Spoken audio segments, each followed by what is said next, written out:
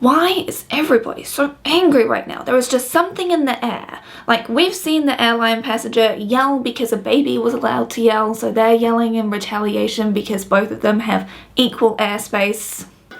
So is the baby! Okay, so poor man. We've all relished over the show beef and how pettiness and anger just get unleashed kind of in an unhinged way on that show. We've also seen these orcas coordinate to actually like sink ships. Looking at the last moments, this Swiss luxury sailboat saw the surface. Just this month, the vessel was battered by a pod of killer whales in the Strait of Gibraltar. Even though I'm kind of on the side of like nature fighting back,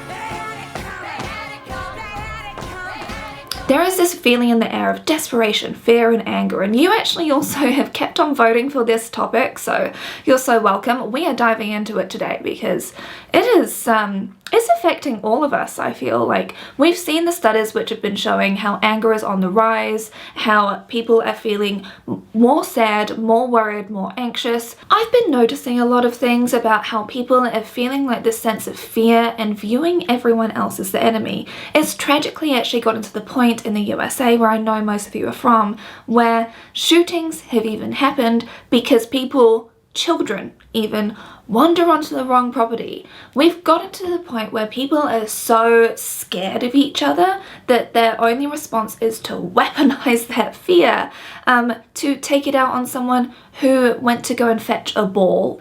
Honestly, as an outsider to the USA, I cannot even fathom living somewhere where that sort of thing is a reality without like completely imploding.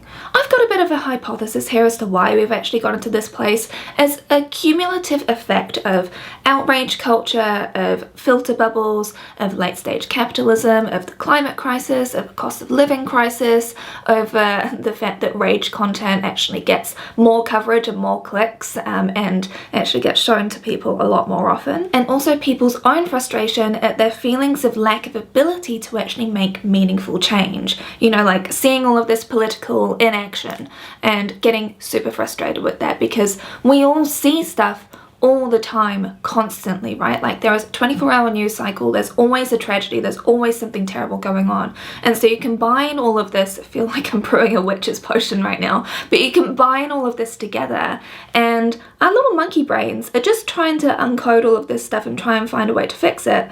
And when you don't feel like you can fix it, you get to what we've got now, which isn't exactly pleasant. So of course I turned to studies, I've turned to articles, and I've also turned to you as well, my beautiful watchers, because I can only speak to my own lived experience and I barely leave the house. So I asked a series of 9 questions in my polls, and I also had amazing chats in my DMs with you, so thank you very much. I know that it's not very scientific, but I still wanted to get other people's perspectives on this and other people's lived experience because I can only speak to myself. Emergency world. I really never saw that many sick people in one day. We've seen that mental health is a big issue for patients, but it's also been a huge issue for nurses.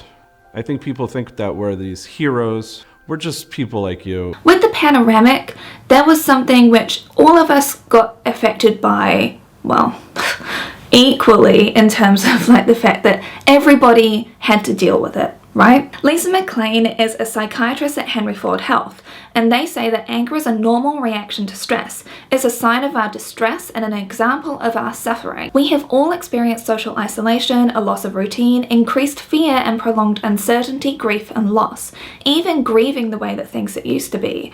They also note that anger can be a really useful emotion because anger actually helps to enact change. Anger is kind of like a fuel to actually give people the boost to act on something. But there's a difference between being able to actually channel the anger into making positive change and feeling that you're unable to actually make change. Therefore you end up in like this frustrated kind of spiral. And who likes to prey on that kind of spiral? I don't know, it could be profitable to businesses that want to get clicks. when I asked through the Instagram polls, people actually came up with this on their own accord, saying that things have definitely changed since the panoramic started in 2020. In particular, this is affecting people who have to face customers or face people. So say, for example, if you're a doctor, if you're a nurse, if you work in the service industry, hospitality industry, these poor people are the ones that are being most affected because they're dealing with the brunt of people's anger. Someone said that people are getting really angry because they try to pay on their phone, but the person trying to pay on their phone doesn't even have it actually loaded onto the right screen, so they get angry at the person at the counter, and it's like, mate, it's not their fault, it's you being slow here. I do not like this new attitude. Oh, I'll show you attitude. No. Stay happy. What is your problem? Just leave me alone. Sir, reporting high levels of sass. Take it to DEFCON 2. You heard that, gentlemen? DEFCON 2. For this video, did I read a systemic review of neural, cognitive, and clinical studies of anger and aggression? Yes, I did. And it was hard. It's harder now because I find reading incredibly hard now, but whatever. Hopefully this will be helpful for you. Now, there are two main categories when it comes to trying to distinguish anger. So first you have state anger, which is described as a transient, subjective, emotional feeling of intense fury and rage. State anger is more likely initiated by very extreme external factors. And the second category is trait anger, and it's kind of like it sounds. It's a bit like someone having a personality trait, you know. Easiest way to try and think of it. Individuals with higher trait anger may show anger-related behaviors, you know, like violence and aggression, in response to minor hostility, such as provocation or insult. Studies have shown that anger is related to paying excessive attention to anger-related stimuli.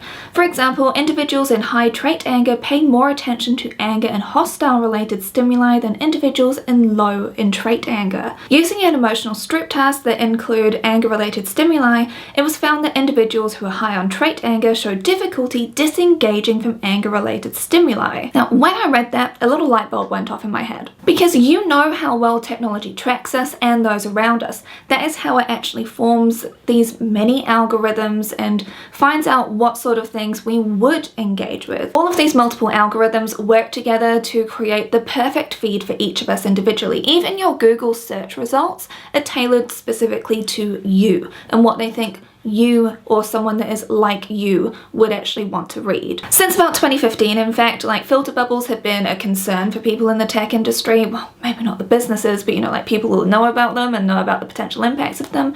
And I personally feel like we're seeing like a lot of the unraveling because of things like filter bubbles. My thing is, how do you think that's going to affect people who have higher trait anger? Before you start stereotyping here about who you think would actually display trait anger, I want to actually highlight that in these studies, they've shown a correlation between anger and also anxiety. And what are you doing? They suggested that, like anxiety, anger can actually be triggered by external stimuli. And so for me personally, this makes me think of the fight, flight, or freeze response, with fight showing as anger and flight showing as anxiety. And as someone who actually deals with anxiety to quite a degree, this makes perfect sense to me. But of course, that is my uneducated take. It's just something that I thought had a bit of a correlation. Does all of this help to explain why we're at the state that we are? No, but hopefully it does help to provide a bit of foundation for us. Politics has failed us. I'm 28. This is the 27th COP conference. And what has happened every single year? The emissions have risen and risen and risen. If you were doing your job properly, everyone would be out on the streets. People stop shouting at me.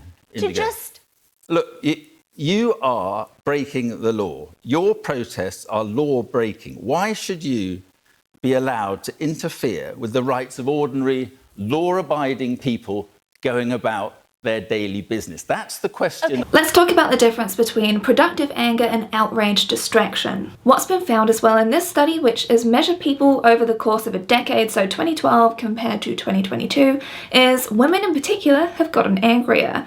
I can't imagine as to why. 120,000 people across over 150 countries were actually interviewed for this. The results aren't really all that great. Women consistently reported feeling negative emotions more than men, and since 2012, more women than men reported feeling sad and worried. The rage gap is particularly extreme in some countries, like in India. 40.6% of women said they felt anger during a lot of the previous day in 2021, compared to 27.8% of men.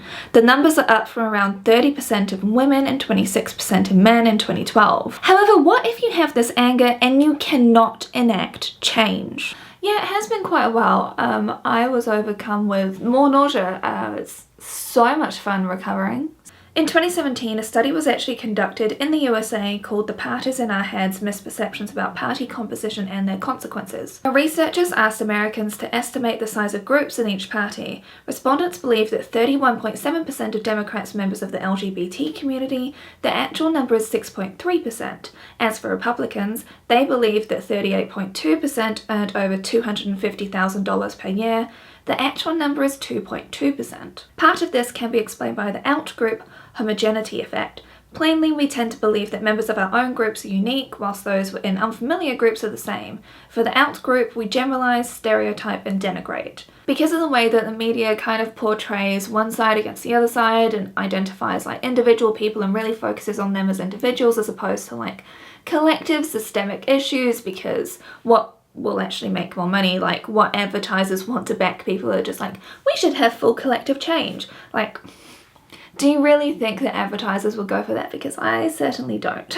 The way that we get our news now is a way to label people very quickly, instantly, and they also apply labels to people really quickly. This Republican did this, you've got Florida man, you've got like XYZ, whatever label gets implemented. Because we've internalized this messaging, because we've seen it all the time, it means that when someone gets labeled as a Republican, for example, we think in our heads, whether we're conscious of it or actually not, oh, that means that they're anti-LGBTQIA+, that means that they are pro-forced birth, it means that they're probably racist, it means that they're probably stupid, because that's what the media keeps on telling me about these people, it means that they're, you know, active bigots that just want to parade around with their guns all the time. It's kind of gotten to sort of that point where we see people in terms of categories as opposed to people. I know that most of my audience are left-leaning, and that's exactly why I use that example, because I can fall into that too. I've never said that I'm flawless. I've always said that I am human as well. And because news sources do feed us these sorts of stereotypes, it's why I wanted to ask you as well in my polls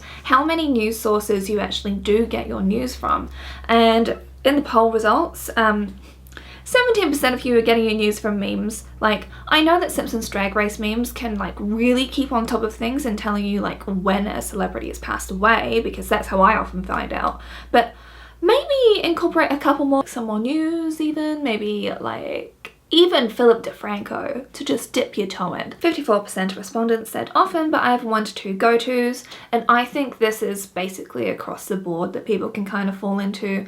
I still definitely kind of fall into this myself, but I'd say it's probably like 5 that I typically check out all the time. Ultimately, we are creatures of habit and we're all time poor, which leads me on to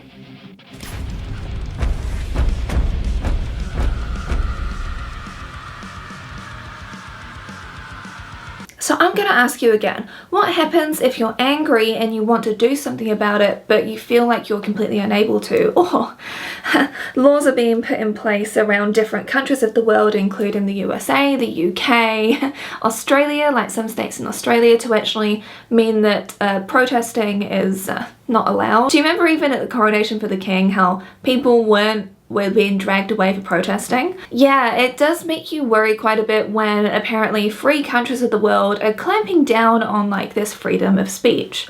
I know that when people say freedom of speech, they often mean like free to be bigots or whatever, but no, I'm on about like actual legitimate reasons that people are protesting, you know, like with Black Lives Matter and everything. Like, the framing of things like that has gotten to the point where whenever people say a protest, people immediately think to looting and other stuff because of media painting things that way again and again and again. Also because, I don't know, maybe police do escalate things because it's like, oh, we've got training to make sure that we know how to handle people in a calm way, and it's like, clearly no you don't, not really. Basically, we've got all these people with this bottled up frustration at not being able to actually do the change that they want to be able to do. And I was going to talk specifically about men here, but the amazing Jessie Gender has just recently dropped a video, which I'm going to link down below, which talks about this exact issue. It's a 2-parter, so go watch the first one. I'm very excited to see the second one. I love their work so much, it's amazing. We're about in Pride Month now, and I just want to remind you one more time that Pride started as a riot. There is this visceral frustration at seeing these unjust things happen, and then seeing like the politicians repeatedly do nothing or actively even hurt people that don't deserve it. And actually, just this week in France, there was a Cannes Film Festival, and Elena Chinobe, I hope that I'm pronouncing her name right, she's a Ukrainian influencer, and she was wearing a Ukrainian flag inspired dress and poured some fake blood over herself, and she got manhandled, like completely dragged off stage so quickly. Basically what's happening in France now, because obviously like if you haven't seen Alice Chappelle's video detailing what's actually happening in France, you really should. You've got these people that are angry about something, they want to do something, they want, like, people have voted for stuff, they've tried to do the things the right way, so then you've got these people that are angry about it, and then they're being punished for protesting, which isn't actually doing any harm. Like, protesting, it's fine to do. I asked people in my polls if you get easily aggravated in your everyday life, whether that is in your commute, at work, home life, whatever. 9% said yes daily, 41% said yes, often frustrated, 35% said sometimes, and only 15% said not really. If I'm being completely honest, I fit into the 41% category because I do get frustrated and angry quite a bit. Like I said, you wouldn't get a video otherwise. I really wasn't expecting people to identify with those feelings of anger like so often, but it does really speak to this air of frustration that I've been talking about. All of these cumulative issues, because we can see so much injustice and then feel powerless about it. So it does fully makes sense. So many articles like to bring it back to things like this, like studies show that people aren't in clubs like they used to be, you know, social clubs. They're not going out to dinner, out to bars and seeing friends and family as much as they used to. Basically, people aren't getting out and about and socializing and doing all the good things like they used to do back in the 70s. I wonder what's changed since then. My question is, how are people expected to be objective and calm when nothing about their lives is exactly calm? How are you expected to be objective when you're dealing with a cost of living crisis and living standards just continue to get worse and worse? Like, how are you meant to be objective when human rights keep on getting stripped away? How are you meant to be objective when news keeps on coming out which is consistently bad? In my opinion, they're not meant to be calm, because calm people that are dealing with anger can actually use that to organize and to do positive things. They can actually have conversations with each other, put a couple of small differences aside, and just focus on collaborating to make actual change. Whereas if you have everyone just getting angry with each other and pointing their finger at each other, well, that makes life a lot more fun and interesting for the media conglomerates, is what I'm pointing out here. It's a lot easier for them to be able to make money off that and have people just get riled up and boost engagement again and again through comments, through sharing things, through doing TikTok stitches, through doing whatever, because that creates more content for the content farm, you know, and that just keeps everything spinning around. And it doesn't really lead to much positive change. Like, yeah, it's good to be able to analyze this stuff, but you have to actually take a step back to be able to analyze it and see like what's happening. And then you're like, oh, this isn't good, is it? What are you meant to do when the things which are meant to relax you, like being able to just watch some funny videos, what happens when that just winds you back up?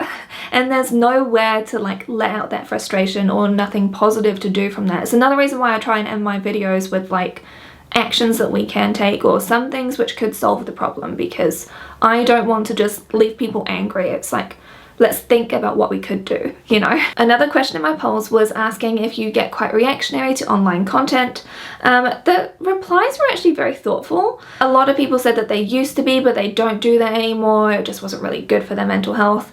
Recognizing that there is definitely an outrage cycle, saying that, yeah, they see it, but then they'll probably just share it with other people or just sort of see it and internalize it and keep it to themselves, which personally for me, that feels almost worse because I'm English, okay? One thing which English people do is bottle things up and then explode and then really scary bad things happen.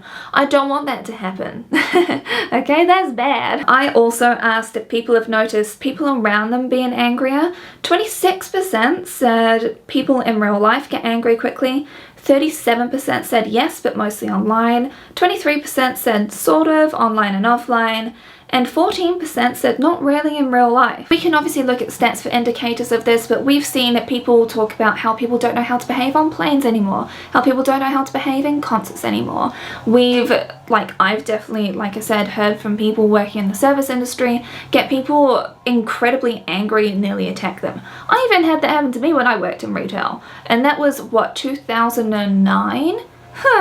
Things have gotten worse since then. Now, I was very happily surprised when people said that they actively try to make sure that they're able to see from other people's perspectives, but I also do acknowledge the fact that people tend to have a very positive view of themselves. We all do, it's just natural.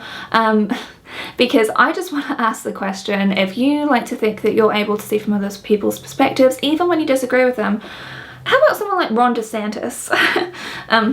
Because I have to admit, I struggle. I fall into the category of, like, I do try to, but when it comes to certain people, like, I can't. That's why I'm saying it really does depend on the person for me when I'm being completely honest.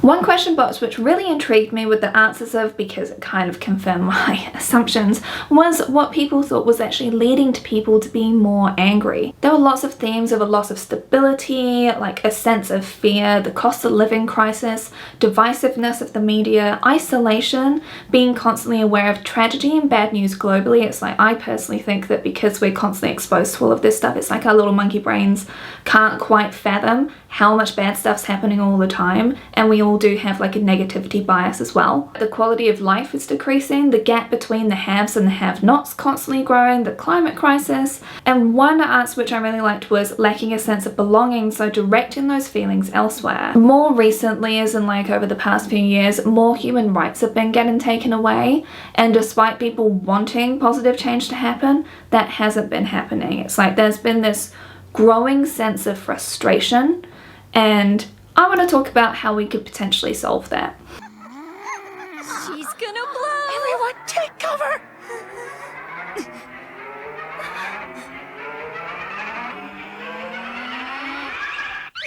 It's fine. I won't get angry. I hated the way that my own conclusion sounded, so yes, I am here on a day where I feel even worse than I did before. But I wanted to end with some hope. I feel like Mrs. Doubtfire... Help is on the way, dear!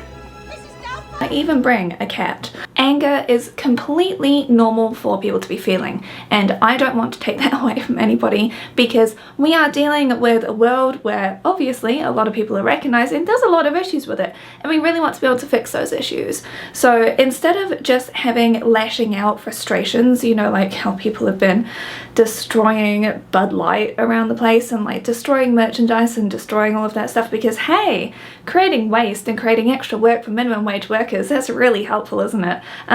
Obviously, we know that we need full systemic change, and so I wanted to share with you some things that have been fueled by anger that have actually tried to actually get change happen. They've been able to actually make court cases. Things may have even been able to change, but by people talking to each other, sharing the fact that they're all dealing with the same sort of issues and putting aside minor differences to focus on collective good, can actually do really positive things. So here's a little montage for you, because I like to bring hope and action as well as sharing the grimness. Mom Bet was a woman who was enslaved in Massachusetts in the home of a revolutionary politician.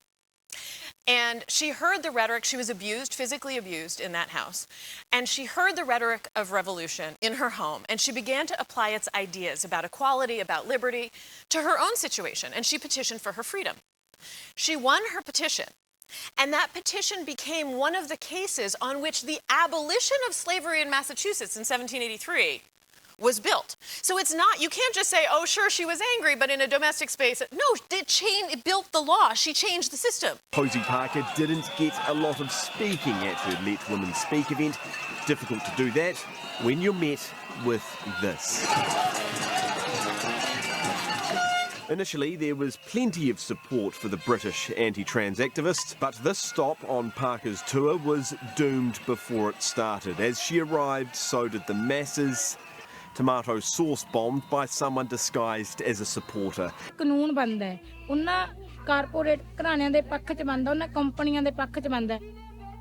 Bindu represents about 30,000 women in a major farmers union. She thinks these new laws would tear families apart.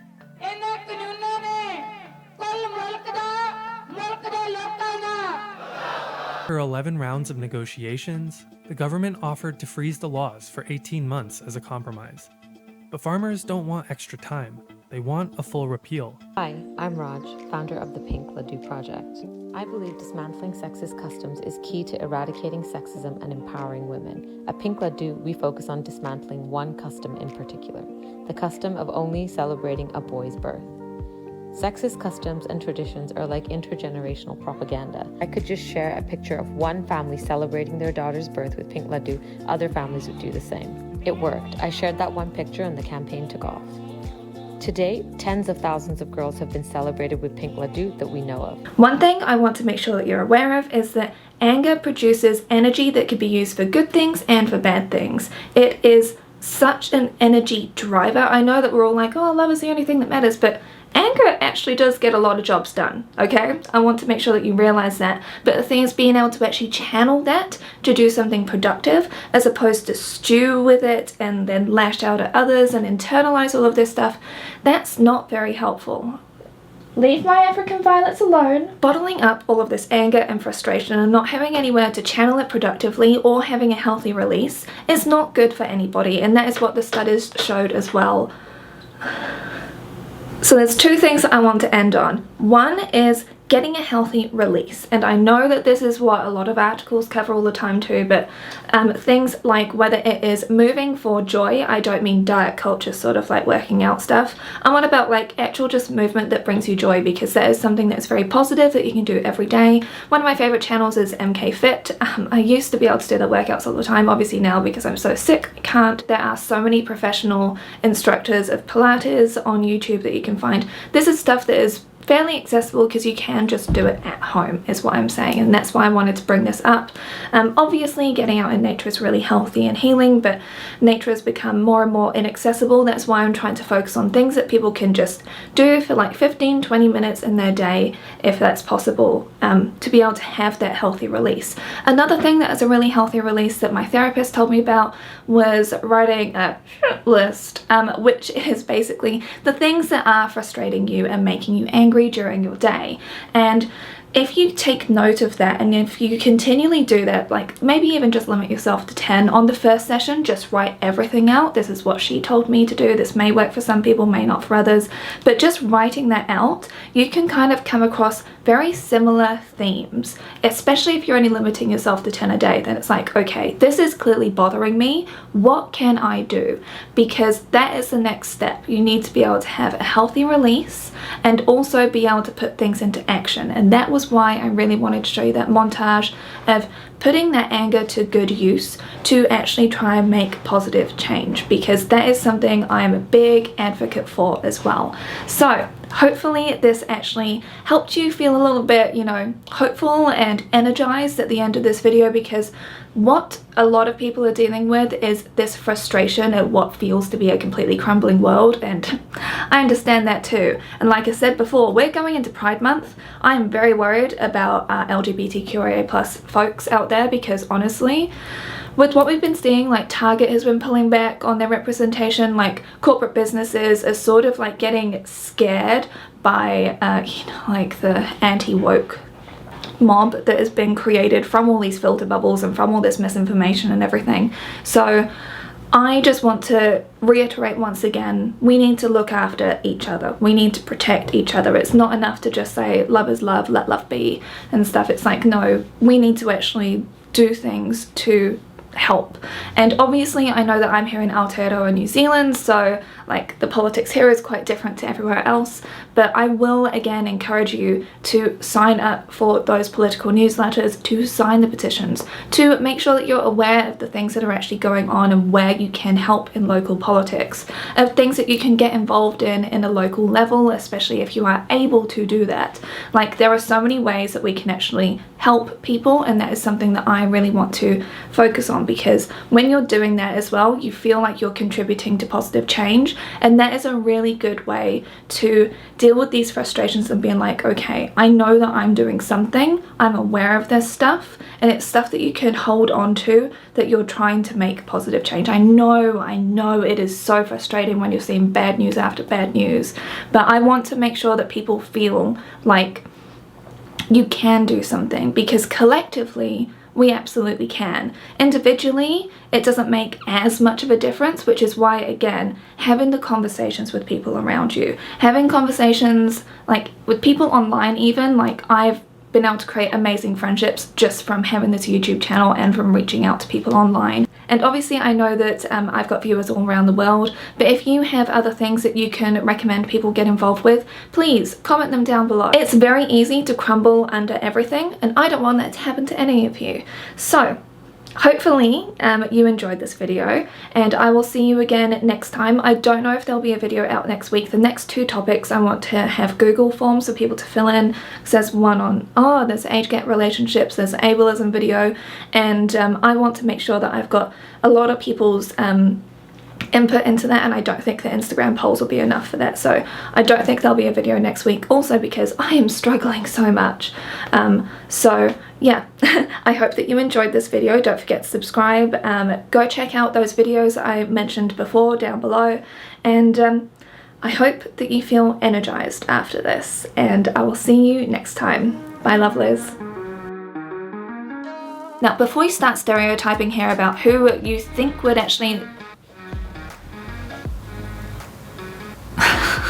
Everybody can hear you licking yourself. That's your own butt smell. She hates the way she's the only cat that sits there.